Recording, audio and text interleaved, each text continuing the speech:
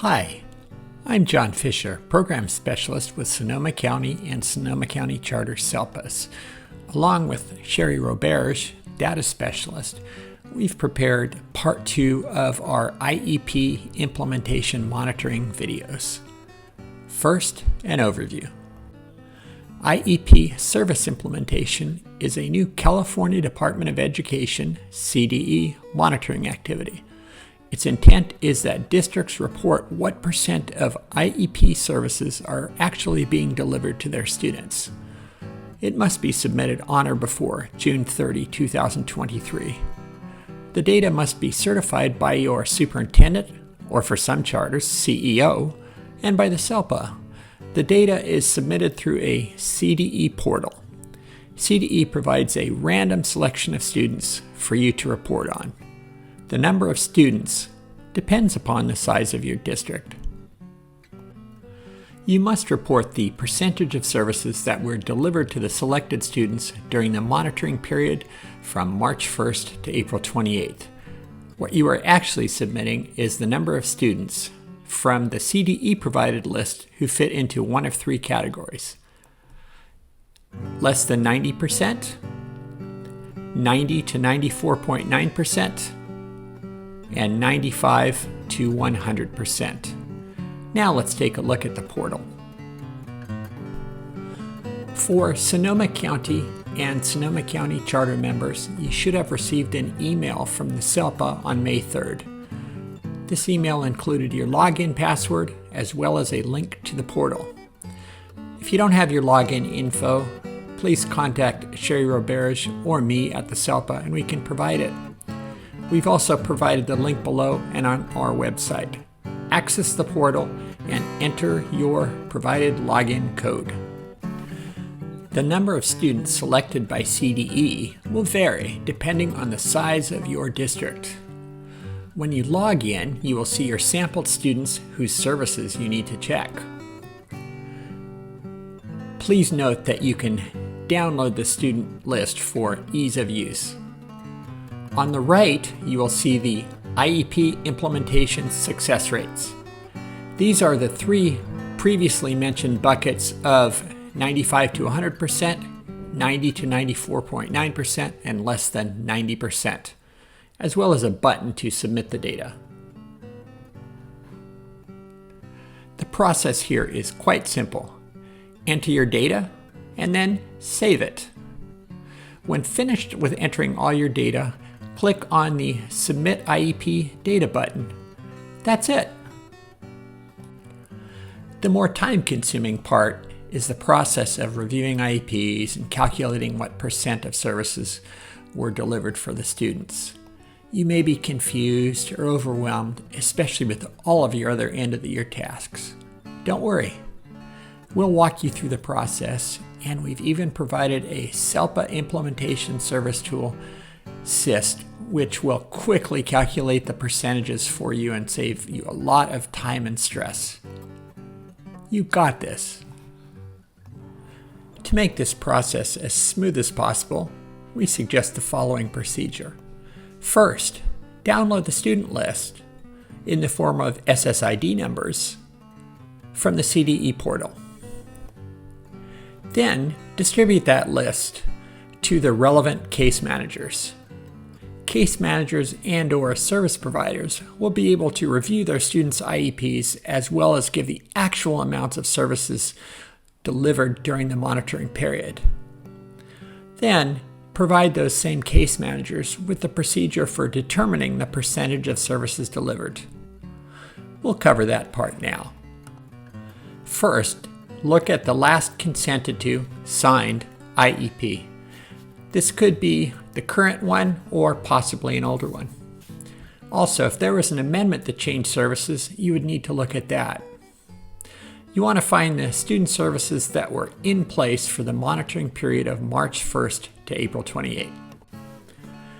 Then, look on the services page and find the services during the monitoring period for the period that the student was enrolled with your school. What if there was a change in services during the period? You'll have to look at the services during the date before and after the change. In this case, there was a new service added during the monitoring period, so you'll have to include that. Now, to determine the possible service sessions or minutes. Look at when school was in session and look at when the student was enrolled in your district and determine the number of services the student could have received. We're interested in determining just the amount of possible services the student could receive per the IEP. For example, if a student has a daily SAI service and school was in session for 43 days during the period, then there would be 43 possible service sessions. If the student receives 300 minutes per week and school was in session for 8 weeks, then the possible service minutes would be 2,400 minutes. Now some important caveats. First, count possible service sessions or minutes for when school was in session. Do not count school breaks or non-instructional days, only the number of instructional days for students. Absences don't affect the possible sessions or minutes. So if the student was supposed to receive 8 sessions of speech per the IEP and was absent for 1 session, the student would still have 8 possible sessions. Similarly, field trips or testing don't affect the possible service sessions or minutes. Next, figure out the service sessions or minutes that were actually delivered to the student. Your service provider should be able to give you this information. Remember, if the student was absent, that would be a non-delivered session. Or if there was a field trip or testing, those would also count as possible services, but not actual delivered services. Let's look at some examples. First, a session-based service. In this case, the student received weekly speech sessions. School was in session for 9 weeks, so there are 9 possible speech sessions.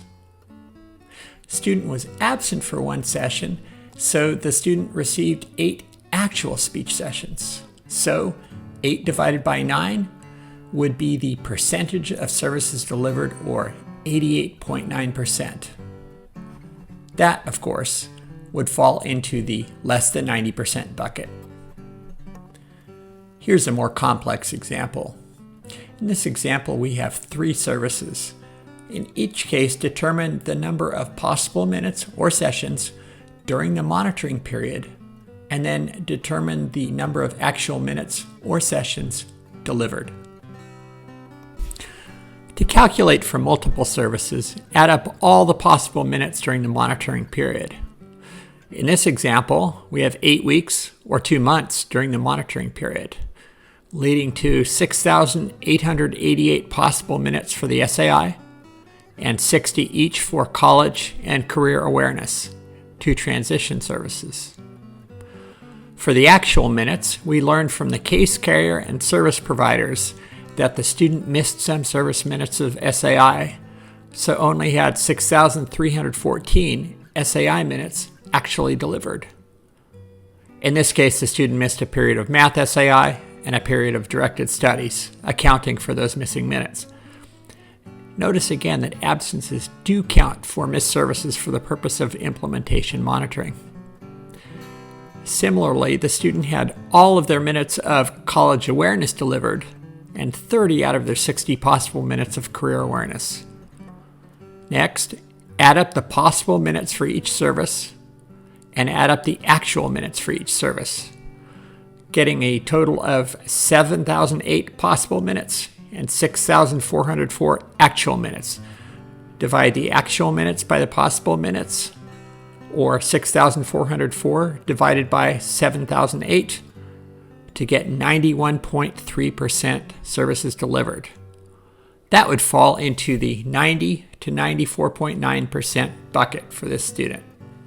Okay, maybe you're not a math person, or doing calculations for a number of students and services is overwhelming.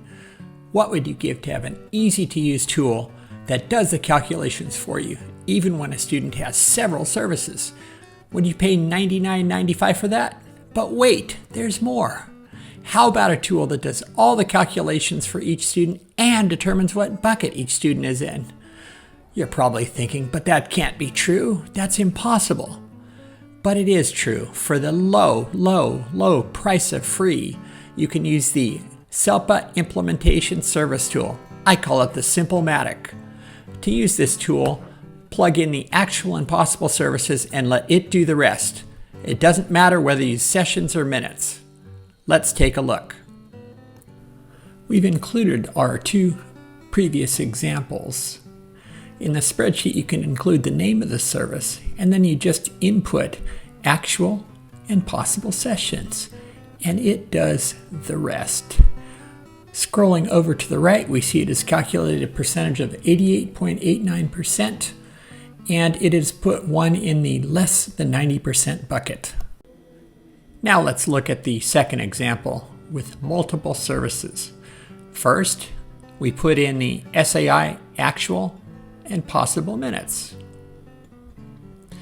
Then, moving over to the second service for college awareness, we put in the 60 actual and 60 possible. Finally, for career awareness, we have 30 out of 60 possible. And the spreadsheet does the rest, calculating the percentage and automatically putting it into the second bucket, 90 to 94.9%. The tool keeps a running tally of how many students are in each bucket, so when done, you can simply transfer this information into the portal. That's a wrap.